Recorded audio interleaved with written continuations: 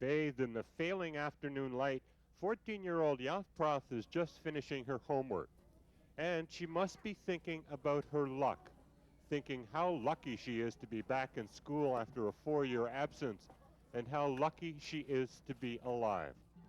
Proth is one of the many sugarcane vendors that ply their sweets throughout Phnom Penh.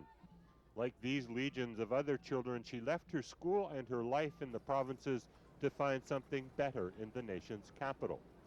She arrived with her ailing mother, and they immediately had to face some difficult choices.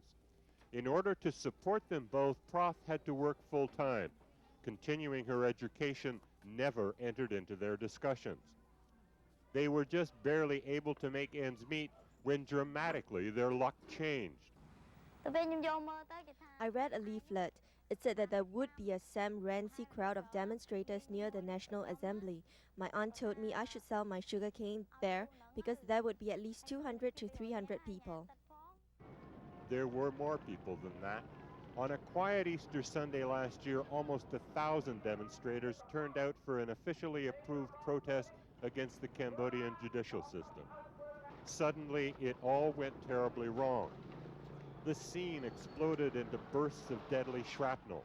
Some suspected but as yet uncaught assailants lobbed at least 3 grenades into the crowd. Over 19 people died and over 100 more were injured. Proth was one of the many cut down by the shrapnel. I found myself crouching behind the sugarcane cart. I looked down and realized that my foot was injured. I began to run and try to hide behind the flower plants. I continued to run and don't remember when I fainted. The last thing I saw was all the gravel and all the dirt flying up into the air from the explosions. I heard people crying. Barely aware of what was happening to her, Proth was dumped into a truck with other wounded and taken to hospital. She regained consciousness a day and a half later, and after 28 days of care was finally sent home. This is where her luck began to kick in. A local aid agency paid her medical bills and enrolled her back in school. She is taller and more poised than her classmates, but she is also 4 years older than they are and more life-scarred than they are.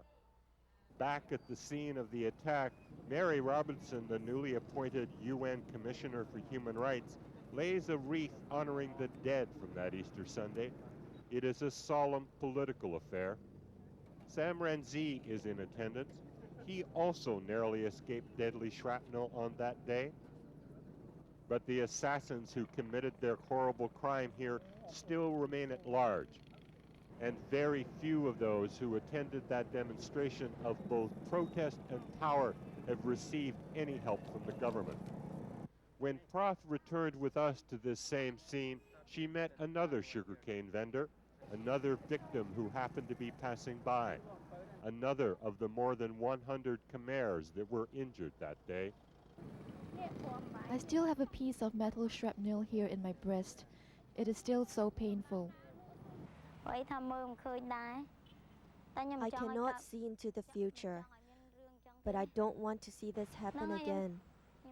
For me, it's very cruel. I don't want Khmers to kill Khmers. We all have the same life, and when we kill each other, it's not reasonable. I didn't do anything to deserve this. Ed Fitzgerald, CNBC, Asia Business News, Phnom Penh.